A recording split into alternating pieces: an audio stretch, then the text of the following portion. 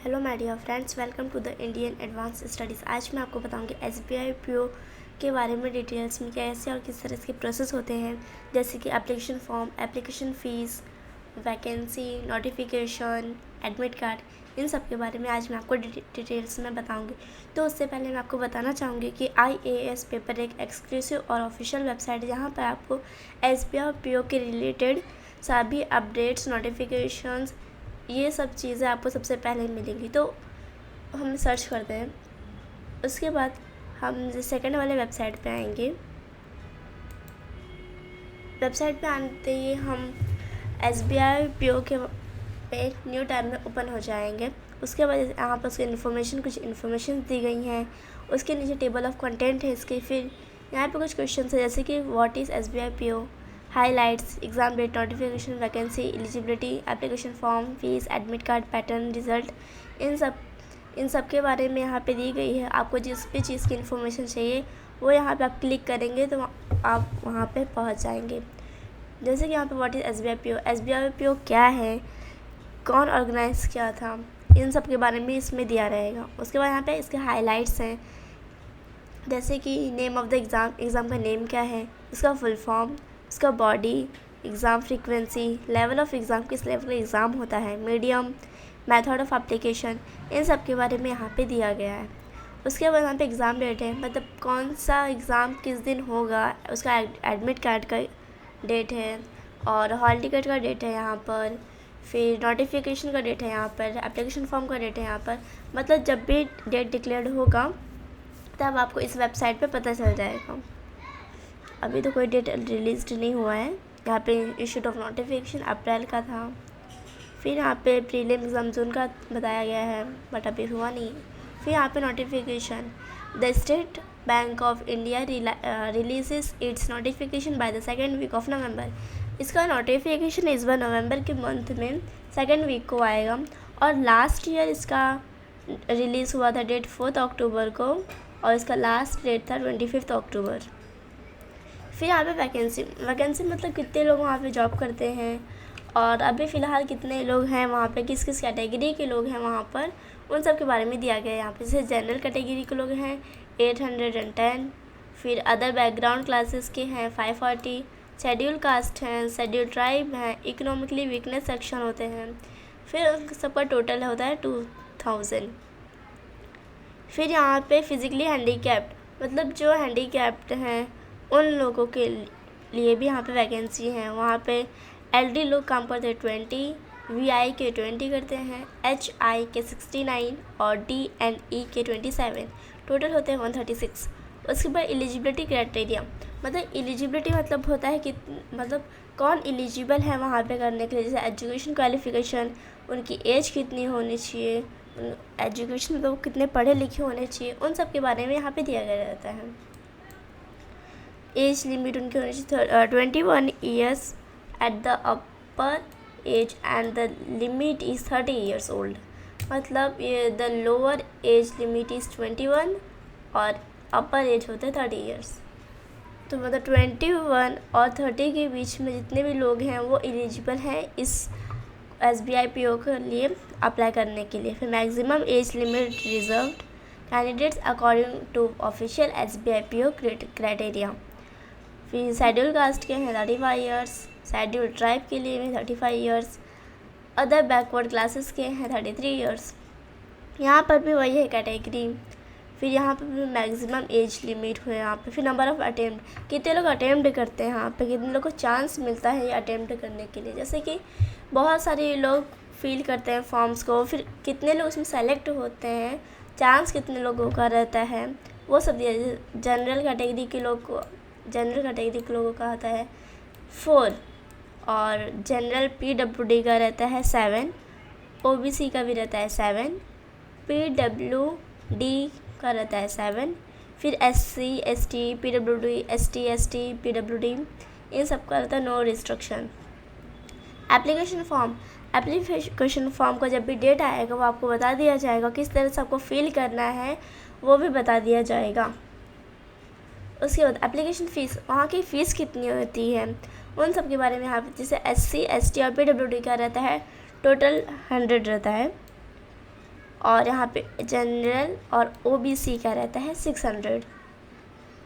फिर यहाँ पे how to apply for SBI PO exam के लिए किस तरह अप्लाई करना है उसके यहाँ पे स्टेप्स दिए गए हैं। 10 स्टेप्स हैं यहाँ पर उसके, किस तरह आपको फिल करना है, अप्लाई करना है उस एग्ज़ाम को, वो यहाँ पे दी गई, तो आप उसको पढ़ लीजिएगा। उसके बाद में एडमिट कार्ड है, और एडमिट कार्ड मतलब हॉल टिकट होता है, वो किस तरह आपको डाउनलोड करना है, आपको उसकी इम्पोर्टेंस क्या है, उन सब के बारे में यहाँ पे दिया गया है। फिर एग्ज़ाम सेंटर मतलब कहाँ कहाँ एग्ज़ाम हो सकता है, कौन से स्टेट में, कौन से प्लेस में, और उसके प्रीलिम एग्ज़ाम कहाँ पे होगा, फिर मेन एग्ज़ाम कहाँ पे होगा, उन सब के बारे में यहाँ पे दिया गया है। जैसे अंडमान एंड निकोबार, फिर आंध्र प्रदेश, अरुणाचल प्रदेश, असम, बिहार, चंडीगढ़, छत्तीसगढ़, गोवा, गुजरात, हरियाणा और हिमाचल प्रदेश, जम्मू कश्मीर, झारखंड, कर्नाटका, केरला, लद्दाख,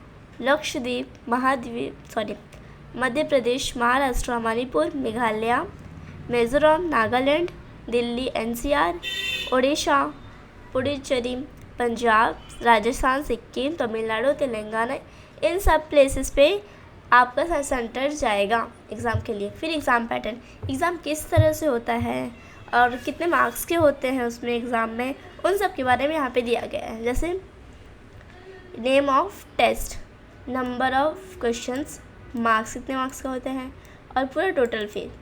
यहाँ से इंग्लिश लैंग्वेज का टोटल 30 क्वेश्चंस है और उसके मार्क्स भी 30 होंगे, मतलब एक क्वेश्चन सिर्फ 1 मार्क्स का। फिर क्वांटिटेटिव एप्टीट्यूड, वो भी 35 क्वेश्चंस रहेंगे और वो भी 35 मार्क्स के। फिर रीजनिंग एबिलिटी, वो भी 35 क्वेश्चंस रहेंगे और 35 मार्क्स भी रहेंगे। फिर नंबर ऑफ क्वेश्चंस टोटल होते हैं 100, फिर मार्क्स भी 100 होते हैं। Main section wise exam pattern, section wise यहाँ पे एग्ज़ाम पैटर्न भी है यहाँ पर, जैसे कि 35 क्वेश्चंस हैं, 60 मार्क्स के हैं और टाइम भी आपको 60 मिनट्स मिलेंगे। फिर यहाँ पर भी नंबर ऑफ क्वेश्चन 35 हैं, मार्क्स भी 30 है और यहाँ पे 45 मिनट्स मिलेंगे सिर्फ। इंग्लिश लैंग्वेज का है फिर 35 क्वेश्चंस, 40 मार्क्स एंड 40 मिनट्स। उसके बाद लेटर राइटिंग भी रहता है इसमें, फिर ऐसे राइटिंग भी रहता है, और इसमें 25 मार्क्स का रहता है लेटर राइटिंग, और ऐसे राइटिंग में होता है 25 मार्क्स का, और टोटल टाइम मिलता है 30 मिनट्स। फिर group discussion and interview group discussion में भी होता है, फिर इंटरव्यू भी होता है। इंटरव्यू का मार्क्स रहता है 30 मैक्सिमम मार्क्स, और ग्रुप डिस्कशन का भी रहता है 20 मार्क्स, टोटल 50 मार्क्स का यहाँ पे रहता है। फिर syllabus for prelim and mains, syllabus prelim exam के लिए और मेन एग्ज़ाम के लिए कौन कौन से आपको टॉपिक्स पढ़ने हैं, किस किस तरह से आपको टॉपिक्स आएंगे, उन सब के बारे में यहाँ पे दिया गया। जैसे इंग्लिश लैंग्वेज के लिए noun, pronoun, linking, verb, adjective, proposition, spelling test, compression, adverb, active and passive voice, fillers, synonyms, antonyms, one word, substitution, compression, इन सब के टॉपिक्स आपको इंग्लिश में पूछे जाएंगे। फिर quantitative aptitude, reasoning ability, data analysing, फिर general economic and banking awareness, इन सब के टॉपिक्स यहाँ पे दी जाएंगे। फिर एग्ज़ाम रिज़ल्ट कब निकलेगा और किस तरह आपको चेक करना है, उन सब की प्रोसेस यहाँ पे दिया गया। जैसे स्टेप 1 है log into any of the 2 official website of the SBI PO exam mentioned here.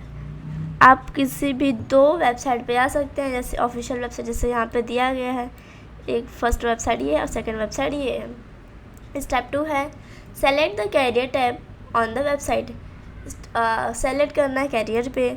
फिर there is a result announcement tab, click that, वहाँ पे रिज़ल्ट अनाउंसमेंट लिखा होगा, उस पर आपको क्लिक करना है। फिर after clicking on the link there will be a new window open, आपको क्लिक करने के बाद वहाँ पे एक न्यू विंडो ओपन हो जाएगा। Please inter your registration number और रोल नंबर, उसके बाद आपको अपना रजिस्ट्रेशन नंबर लिखना है, फिर आपको उसमें अपना रोल नंबर लिखना है, उसके बाद सबमिट करना है, फिर पासवर्ड और डेट ऑफ बर्थ लिखना है। उसके बाद after entering the necessary login details, उसके बाद आपको जो इसमें इम्पॉर्टेंट है उन सबको डिटेल्स आपने दे दिया है। फिर the result of the candidates will be disable on the screen, फिर वो स्क्रीन पे आपको आपका रिजल्ट दिख जाएगा। उसके बाद make sure to download and save it. The candidates can also take a print out of the same of for any necessary future reference.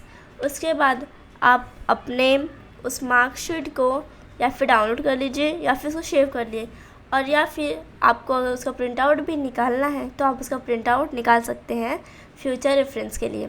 फिर इसका कट ऑफ है, इसकी कैटेगरी भी होते हैं, 5 टाइप्स के इसकी कैटेगरी भी हैं। कट ऑफ प्रीलिम एग्ज़ाम के, फिर मेन एग्ज़ाम के, फिर फाइनल एग्ज़ाम के।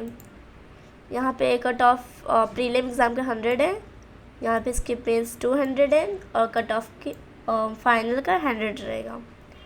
उसके बाद सिलेक्शन प्रोसेस, और मतलब सिलेक्शन प्रोसेस कितने लोग सेलेक्ट हो सकते हैं, और फिर सिलेक्शन प्रोसेस में रहता है मेन ऑफ टेस्ट रहता है, मैक्सिमम मार्क्स रहता है, फिर नॉर्मलाइज टू, इन सब का रहता है। इसमें सेलेक्ट कितने लोग हो सकते हैं, स्टेज वाइज सेलेक्ट भी होते हैं। जैसे stage 1, the first round is the prelim examination. The candidates are required to appear for this exam to be eligible for the next round. अगर वो इस फर्स्ट प्रीलियम एग्ज़ाम के लिए वो एलिजिबल हैं तो सेकेंड राउंड के लिए भी हो सकते हैं। Once the result of the prelim exam is announcement by the State Bank of India for SBI PO exam 2022, अगर प्रीलियम एग्ज़ाम का मार्क्स रिज़ल्ट डिक्लेयर हो जाएगा SBI PO की तरफ से, then there is a merit list created that takes into account of all categories. फिर after the declaration of the merit list of the prelim exam, the candidates are called in 10 times more number than the vacancy to appear for the SBI PO main exam. उससे second stage भी हैं, third stage भी हैं, उसके बाद final stage आता है। फिर यहाँ पे अगर आप उसके लिए सेलेक्ट हो गए हैं तो आपको ट्रेनिंग करनी पड़ेगी, फिर आपको सैलरी बताई जाएगी, फिर अलाउंस बताया जाएगा। ट्रेनिंग के लिए once the candidates complete all the round and pass with the cut off marks then receive the joining letter, the candidates are rewarded with an amount of ₹27,820 and go through a training period. अगर आप सब कुछ select हो चुके हैं, आपका cut off का marks भी आ गया है सही, फिर वो अपना ज्वाइनिंग लेटर देंगे। उसके बाद आपको rewarded with an amount 27,000।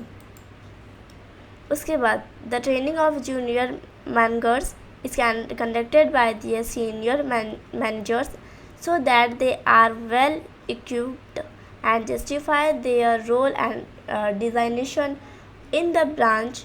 It is the most crucial period because it decides the junior manager's fate ahead concerning his position.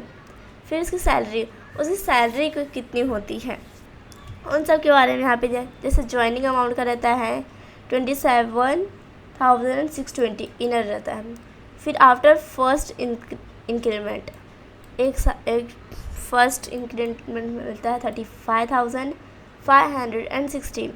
फिर सेकेंड में मिलता है 32,850।